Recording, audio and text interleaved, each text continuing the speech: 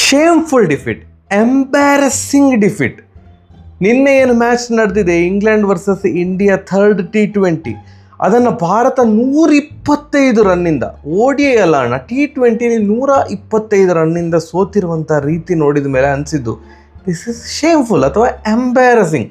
ನಮಸ್ಕಾರ, ನಮ್ಮ ಚಾನಲ್ಗೆ ನಿಮಗೆಲ್ರಿಗೂ ಸ್ವಾಗತ. ನಿನ್ನೆ ಮ್ಯಾಚನ್ನು ನೀವು ನೋಡಿದ್ದೀರಿ ಮತ್ತು ಅದನ್ನು ವ್ಯಾಖ್ಯಾನಿಸಬೇಕಂತಿಲ್ಲ. ಬಟ್ ಸ್ಟಿಲ್ ಒಂದು ವಿಶ್ವ ಚಾಂಪಿಯನ್ ತಂಡ 125 ರನ್ ಅಂತರದಿಂದ T20ಯಲ್ಲಿ ಸೋಲ್ತಾರಂತ ಯಾರು ಕೂಡ ಕನಸು ಮನಸ್ಸಲ್ಲಿ ಅಂದ್ಕೊಂಡಿರಲ್ಲ. ಐರ್ಲೆಂಡ್ ಸೀರೀಸ್ ಏನು ಶಾಕಿಂಗ್ ಇತ್ತು, ಅದಕ್ಕಿಂತ ಕೂಡ ಶಾಕಿಂಗ್ ನಿನ್ನೆಯ ಮ್ಯಾಚಲ್ಲಿ ಸೋತಂತಹ ರೀತಿ ಏನಿದೆ. Oh my God. ನಾನು ಬೌಲಿಂಗನ್ನು ದೂಷಿಸಬೇಕಾ, ಬ್ಯಾಟ್ಸ್ಮನನ್ನು? ಆಫ್ಕೋರ್ಸ್ ಬ್ಯಾಟ್ಸ್ಮನ್ ಎಂತ ಆಡಿದ್ರಣ್ಣ. 76 ರನ್ನಿಗೆ ಆಲ್ ಔಟ್ ಭಾರತ.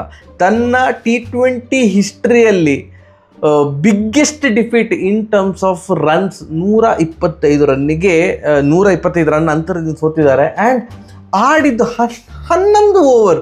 ಸೀರಿಯಸ್ಲಿ ಒಂದು ತಂಡ 11 ಓವರಿಗೆ ಆಲ್ ಔಟ್ ಆಗ್ಬೋದು ಅಂತ ಕೂಡ ಅಂದ್ಕೊಂಡಿರಲಿಲ್ಲ. ಇಲ್ಲಿ ಲಾಸ್ಟ್ ಅವ್ರದ್ದು ಕೆಟ್ಟ ರೆಕಾರ್ಡ್ ಇದ್ದದ್ದು ಐ ಥಿಂಕ್ 17 ಓವರ್ಸ್ ಏನು ಸೌತ್ ಆಫ್ರಿಕಾ ಅಗೇನ್ಸ್ಟ್ ಏನು ಆಡಿದ್ದ ಕ್ರಿಕ್ ಬಜಲ್ಲಿ ನೋಡಿದ್ದೆ. ಅದು 11.4 ಓವರ್ಸಲ್ಲಿ 10 ವಿಕೆಟ್ ಬೀಳ್ತದೆ ಅಂತಂದರೆ ಎಷ್ಟು ದಟ್ಟ ದರಿದ್ರ ಬೇಜವಾಬ್ದಾರಿ ಕ್ರಿಕೆಟ್ ಆಡಿದ್ರು ಅಂತ ಗೊತ್ತಾಗ್ತದೆ. ತುಂಬ ಬೇಜಾರಾಯ್ತು. ಏನು ನಡೀತಾ ಉಂಟು ತಂಡದಲ್ಲಿ. ಲಾಸ್ಟ್ 5 T20 ಮ್ಯಾಚ್ ಆಯಿತು, ಒಂದು ಕೂಡ ಭಾರತದ ಪರವಾಗಿ ರಿಸಲ್ಟ್ ಬರಲಿಲ್ಲ. ಐರ್ಲೆಂಡ್ ಅಗೇನ್ಸ್ಟ್ 2 ಮ್ಯಾಚ್ ಕೂಡ ಸೋತರು. ಏನು ಇಂಗ್ಲೆಂಡ್ ಅಗೇನ್ಸ್ಟ್ ಫಸ್ಟ್ ಮ್ಯಾಚ್ ಇದು ರದ್ದಾಯಿತು. ಹಾಗಾದರೆ ಏನಾದ್ರು ಅದು ರದ್ದಾಗಿರೋದಿದ್ರೆ ಆ ಮ್ಯಾಚ್ ಕೂಡ ಸೋಲ್ತಾ ಇದ್ರ ಅಂತ.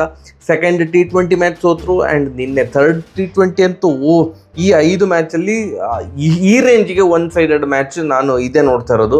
ಆ್ಯಂಡ್ ಶ್ರೇಯಸ್ ಅಯ್ಯರ್ ಕ್ಯಾಪ್ಟನ್ ಆದಮೇಲಿಂದ ಇದೆಂತ ಈ ಥರ ಆಗಿದೆ ತಂಡ ನೋಡಿ. ಬೌಲಿಂಗ್ ಯೂನಿಟಲ್ಲಿ ಸಹ ಹರ್ಷದೀಪ್ ಸಿಂಗ್ ನಿನ್ನೆ ಫಸ್ಟ್ ಓವರ್ ಮೇಡನ್ ಮಾಡಿ ಕೂಡ 4 ಓವರಿಗೆ 36 ರನ್ ಹೊಡಿಸ್ಕೊಂಡಿದ್ದಾರೆ. ಅಂದರೆ ನೆಕ್ಸ್ಟ್ 3 ಓವರಲ್ಲಿ 36 ರನ್ ಹೊಡಿಸ್ಕೊಂಡಿದ್ದಾರೆ. ಹರ್ಷಿತ್ ರಾಣಾ 4 ಓವರಿಗೆ 40 ಕೊಟ್ಟರು. ಅಕ್ಷರ್ ಪಟೇಲ್ ಲಾಸ್ಟ್ ಮ್ಯಾಚಲ್ಲಿ 4 ಓವರಿಗೆ 20 ರನ್ ಬಿಟ್ಟು ಕೊಟ್ಟಿದ್ರು. ರವಿ ಬಿಷ್ಣವರೆಲ್ಲ ಹೊಡಿಸ್ಕೊಳ್ತಿರೋ 4 ಓವರಿಗೆ 20 ರನ್ ಬಿಟ್ಟು ಕೊಟ್ಟದ್ದು. ನಿನ್ನೆ ಮ್ಯಾಚಲ್ಲಿ 4 ಓವರಿಗೆ 49 ರನ್ ಹೊಡಿಸ್ಕೊಂಡ್ರು. ಮತ್ತು Varun Chakravarthy, he is no over a mystery spinner. ಯಾಕಂತಂದರೆ ಅವ್ರದ್ದು ಫಾರ್ಮು ಹೊರಟೋಗಿ ಎಷ್ಟೋ ಸಮಯ ಆಗಿದೆ. T20 ವರ್ಲ್ಡ್ ಕಪ್ಪಲ್ಲಿ ಫಾರ್ಮಲ್ಲಿ ಇರಲಿಲ್ಲ. IPL ಇದು ಆಲ್ಮೋಸ್ಟ್ ಫಸ್ಟ್ ಹಾಫ್ಗಿಂತ ಇನ್ನೊಂಚೂರು ಜಾಸ್ತಿ ಮ್ಯಾಚ್ ಫಾರ್ಮಲ್ಲೇ ಇರಲಿಲ್ಲ. ಕೊನೆಗೆ ಲಾಸ್ಟಿಗೆ ಒಂದು ಡೀಸೆಂಟ್ ಕಮ್ ಬ್ಯಾಕ್ ಮಾಡಿದರು. ಮತ್ತೆ ಇದು ಏನು ಇಂಟರ್ನ್ಯಾಷನಲ್ ಕ್ರಿಕೆಟಲ್ಲಿ ಮತ್ತೆ ಪುನಃ ಫಾರ್ಮಲ್ಲಿ ಇಲ್ಲ. ಸೊ ಬೌಲಿಂಗ್ ಯೂನಿಟಲ್ಲಿ ನಿನ್ನೆ ಒಂದು ನನಗೆ ಭಾರಿ ಖುಷಿ ಆಯಿತು. ಪ್ರಿನ್ಸ್ ಯಾದವ್ ಅವರು ಬಾಲ್ ಹಾಕಿದಂಥ ರೀತಿ ಅವರು ಚಂದ ಮಾಡಿ ಬಾಲ್ ಹಾಕಿದರು. ಬಟ್ ಟಾರ್ಗೆಟ್ ಇದ್ದದ್ದು 202 ರನ್, 302 ಅಲ್ಲ, 202 ಅಲ್ಲ. ಈಗಿನ ಒಂದು T20 ಮಾದರಿ ಕ್ರಿಕೆಟಲ್ಲಿ ಇಟ್ ಈಸ್ ವೆರಿ ಗೆಟ್ಟೆಬಲ್. ಅದು ಸಹ ನಮ್ಮ ಒಂದು ಬ್ಯಾಟಿಂಗ್ ತಾಕತ್ತು, ಇವರು ಆಟ ಆಡಿದಂಥ ರೀತಿ ಬಿಟ್ಟಾಕಿ. ಎಲ್ಲರೂ ಸಹ ಒಳ್ಳೊಳ್ಳೆ ಪ್ಲೇಯರ್ಸ್ ಇದ್ದಾರೆ. 202 ಅಲ್ಲ, ಜುಜುಬಿ ಒಂದು ಸೆನ್ಸಿಬಲ್ ಕ್ರಿಕೆಟ್ ಆಡಿದರೆ ಖಂಡಿತವಾಗಿ ಸಹ ಈಗಿನ ಒಂದು T20 ಫಾರ್ಮ್ಯಾಟ್ ಇದರಲ್ಲಿ ಖಂಡಿತವಾಗಿ ಸಹ ಚೇಸ್ ಮಾಡ್ಬೋದು. ಬಟ್ ನಿನ್ನೆ ಆದದ್ದೇ ಬೇರೆ ನೋಡಿ. ಸ್ಯಾಮ್ಸನ್ ಅವ್ರನ್ನ ಕೂರಿಸಿದ್ದಾರೆ. ಜಿಂಬಾಬ್ವೆ ಸೀರೀಸಿಗೆ ಸೆಲೆಕ್ಟ್ ಕೂಡ ಮಾಡಲಿಲ್ಲ. ರೆಸ್ಟ್ ಅಂತೆ. ನಮಗೆ ಗೊತ್ತುಂಟು ಯಾವ ಥರದ ರೆಸ್ಟ್ ಇದು ಅಂತ. ಸೊ ಅಭಿಷೇಕ್ ಶರ್ಮಾ ಮತ್ತು ವೈಭವ್ ಸೂರ್ಯವಂಶಿ. ಈ ಅಭಿಷೇಕ್ ಶರ್ಮಾ ಅವರು ಇಷ್ಟು ವರ್ಷ ಆಯ್ತು ಈಗ ಆಡ್ಕೊಂಡು ಬಂದು. ಅವ್ರು ನಂಬರ್ 1 ಈಗ T20 ಬ್ಯಾಟರ್ ನಂಬರ್ 2 ಅಂತ ಅಂದ್ಕೊಳ್ತೇನೆ. ಇಷ್ಟು ರ್ಯಾಂಕ್ ಇದ್ದು ಕೂಡ ನಮಗೆ ಅವರು ಆಡುವಾಗ ಒಂದು ಸಣ್ಣ ಮಟ್ಟಿಗಿನ ಒಂದು ನಂಬಿಕೆ ಕೂಡ ಇರೋದಿಲ್ಲ, ಇವರು ನಮ್ಮ ಮ್ಯಾಚ್ ವಿನ್ ಮಾಡಿಸ್ತಾರೆ ಅಂತ. ಈಗ ನೋಡಿ, ವಿರಾಟ್ ಕೊಹ್ಲಿ ಅವ್ರು ಆಡ್ತಿದ್ದಾಗ, ರೋಹಿತ್ ಶರ್ಮಾ ಅವ್ರು ಆಡ್ತಿದ್ದಾಗ, ಅಥವಾ KL ರಾಹುಲ್ ಇವರೆಲ್ಲ ಇದ್ದಾಗ ಒಂದು ಪ್ಲೇಯರ್ ಬಂದಾಗ ಒಂದು ನಂಬಿಕೆ ಕ್ರಿಯೇಟ್ ಆಗ್ತಾಯಿತ್ತು. ದಿಸ್ ಈಸ್ ಅವರ್ ಮ್ಯಾನ್ ಅಂತ. ಅಂದರೆ ಇವ ವಿನ್ ಮಾಡಿಸ್ತಾನೆ ಅಂತ. ನನಗೆ ಪರ್ಸ್ನಲಿ ಅಭಿಷೇಕ್ ಶರ್ಮಾ ಅವ್ರು ಆಡುವಾಗ ನನಗೆ ಇನ್ನೂ ಕೂಡ ಆ ನಂಬಿಕೆ ಬರೋದಿಲ್ಲ. ಯಾಕಂತಂದರೆ ಎಲ್ರಿಗೂ ಸಹ ಗೊತ್ತುಂಟು, hit out or get out ಥರದ ಒಂದು ಆಟಗಾರ. ನಿಂತರೆ ಒಂದು 20 ಬಾಲ್ 50 ಹೊಡಿತಾರೆ, ಇಲ್ಲ ಇದ್ದರೆ ಹೀಗೆ ಕೈಗೆ ಕ್ಯಾಚ್ ಕೊಟ್ಟು ಹೋಗೋದು. ನನಗೆ ಆ ಪವರ್ ಪ್ಲೇಯಲ್ಲಿ ಆ ಒಂದು ಬೌಂಡ್ರಿ ಲೈನಲ್ಲಿ 2 ಫೀಲ್ಡರ್ ಇರ್ತಾರೆ ಔಟ್ಸೈಡ್ 30 ಯಾರ್ಡ್ ಸರ್ಕಲಲ್ಲಿ.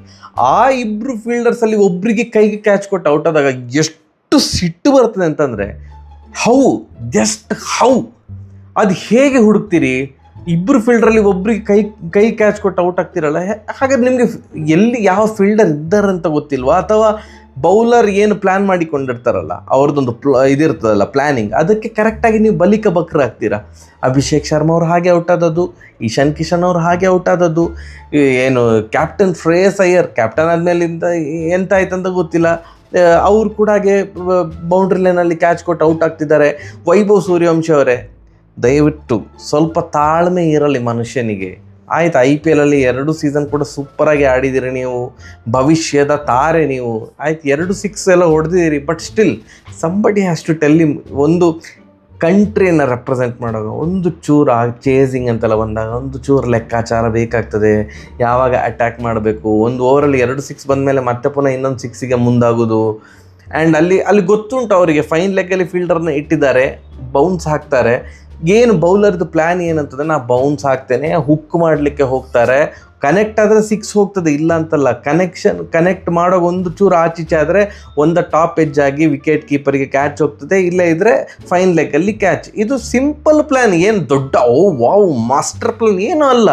ಆ ಪ್ಲ್ಯಾನ್ಗೆ ಇವರು ಅದಕ್ಕೆ ಕರೆಕ್ಟಾಗಿ ಔಟ್ ಆದಾಗ ನಮ್ಗೆ ಬೇಜಾರಾಗ್ತದೆ. ಅಯ್ಯೋ ಇದು ಯಾಕಣ್ಣ, ಆ ಬಾಲ್ ಬಿಡಬೇಕಿತ್ತು, ನೆಕ್ಸ್ಟ್ ಒಂದು ಸ್ಲಾಟಲ್ಲಿ ಬಾಲ್ ಹಾಕ್ತಾರೆ, ಟಪ್ ಅಂತ ಹೊಡೆದ್ರೆ ಆಯಿತು ಅಂತ. ಆಡ್ತಾ ಅಭ್ಯಾಸ ಆಗ್ಬೋದು, ಬಟ್ ನನಗೆ ಏನು ಅನಿಸುತ್ತೆ ಅಂತಂದರೆ, ವೈಭವ್ ಸೂರ್ಯವಂಶಿ ಅಥವಾ ಅಭಿಷೇಕ್ ಶರ್ಮಾ ಅವರು ಆಡುವಾಗ ನಾನ್ ಸ್ಟ್ರೈಕರ್ ಎಂಡಲ್ಲಿ ಒಂದು ಎಕ್ಸ್ಪೀರಿಯನ್ಸ್ ಪ್ಲೇಯರ್ ಬೇಕೇ ಬೇಕು, ಸ್ವಲ್ಪ ಬುದ್ಧಿವಾದ ಹೇಳಲಿಕ್ಕೆ. ಈಗ ಇಬ್ಬರು ಕೂಡ ಒಂದೇ ಥರದ ಆಟ, ತಾಳ್ಮೆ ಇಲ್ಲ, ಹೊಡಿತಾ ಇರಬೇಕು ಅನ್ನುವಂಥ ಆಟಗಾರರಿಗೆ ಈಗ ನೋಡಿ, ಫಸ್ಟ್ ಮ್ಯಾಚಲ್ಲಿ ವೈಭವ್ ಸೂರ್ಯವಂಶಿ ಅವರು ಅವರ ಡೆಬ್ಯೂ ಮ್ಯಾಚಲ್ಲಿ ಮುಂದೆ ಬಂದು ಸ್ಟಂಪ್ ಔಟ್ ಆದರು. ಅವರು ಇಡೀ IPL ಅಲ್ಲಿ ಸ್ಪಿನ್ನರ್ಗೆ ಮುಂದ್ಗಡೆ ಬಂದು ಹೊಡೆದದ್ದು ನಾನು ನೋಡಲೇ ಇಲ್ಲ, ಇಲ್ಲಿಯ ತನಕ ನೋಡಲೇ ಇಲ್ಲ. ಇಂಟರ್ನ್ಯಾಷನಲ್ ಕ್ರಿಕೆಟಲ್ಲಿ ಆಲ್ ಆಫ್ ಅ ಸಡನ್ ಮುಂದೆ ಬಂದು ಹೇಗೆ ಹೊಡೆದ್ರು, ಯಾಕಂತಂದರೆ ಅವರು ನಾನ್ ಸ್ಟ್ರೈಕರ್ ಎಂಡಲ್ಲಿದ್ದಾಗ ಅಭಿಷೇಕ್ ಶರ್ಮಾ ಅವರ ಆಟ ನೋಡ್ತಾರೆ, ಏನು ಅವರು ಎಲ್ಲ ಬಾಲಿಗೆ ಮುಂದೆ ಬರ್ತಾರೆ. ಸೊ ಅದು ಇನ್ಫ್ಲುಯೆನ್ಸ್ ಆಗ್ತದೆ, ನಮಗೆ ಗೊತ್ತಿಲ್ಲದೆ ಇನ್ಫ್ಲುಯೆನ್ಸ್ ಆಗ್ತದೆ. ಹಾಗೆ ಆಗಿರ್ಬೋದು ಅಂತ ನಾನು ಅಂದ್ಕೊಳ್ತೇನೆ. ನೋಡಿ, ರಾಜಸ್ಥಾನ್ ರಾಯಲ್ಸಿಗೆಲ್ಲ ಆಡ್ತಾ ಇರುವಾಗ ವೈಭವ್ ಸೂರ್ಯವಂಶಿ ಅವರು ಸ್ಪಿನ್ನರ್ಸಿಗೆ ಎದುರುಗಡೆ ಬಂದು ನಾನು ಸ್ಟಂಪ್ ಔಟ್ ಎದುರುಗಡೆ ಬಂದದೇ ನೋಡಲಿಲ್ಲ. ಯಾಕಂತಂದರೆ ರಾಜಸ್ಥಾನ್ ರಾಯಲ್ಸಲ್ಲಿ ಲಾಸ್ಟ್ ಇಯರ್ ಸ್ಯಾಮ್ಸನ್ ಅವರಿದ್ದರು ಸ್ವಲ್ಪ ಗೈಡ್ ಮಾಡಲಿಕ್ಕೆ, ಈ ವರ್ಷ ಯಶಸ್ವಿ ಜೈಸ್ವಾಲ್ ಕೂಡ ಇದ್ದರು. ಸೊ ಒಬ್ಬರು ಸ್ವಲ್ಪ ಗೈಡ್ ಮಾಡಬೇಕು, ಇಲ್ಲ ಇದ್ದರೆ ಇನ್ಫ್ಲುಯೆನ್ಸ್ ಆಗ್ತಾರೆ.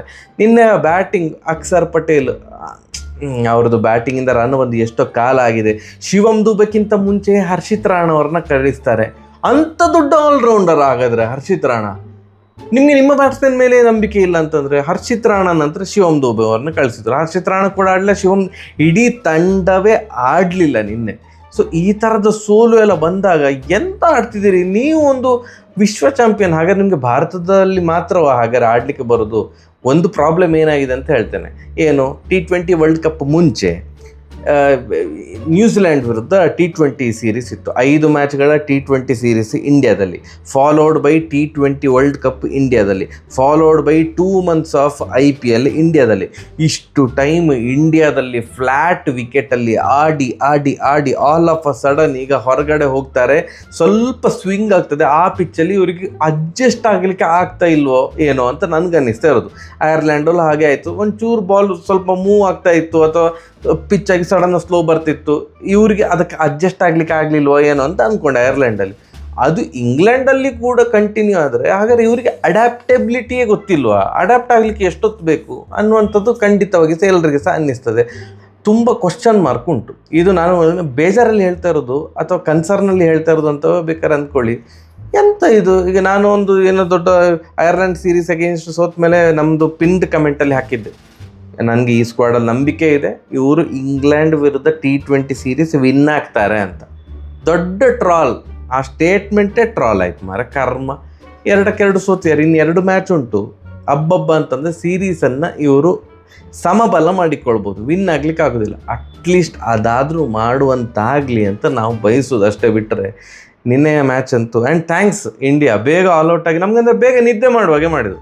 ಆ ವಿಷಯದಲ್ಲಿ ಚಿನ್ನ ಅಪರಂಜಿ ನಮ್ಮ ತಂಡ.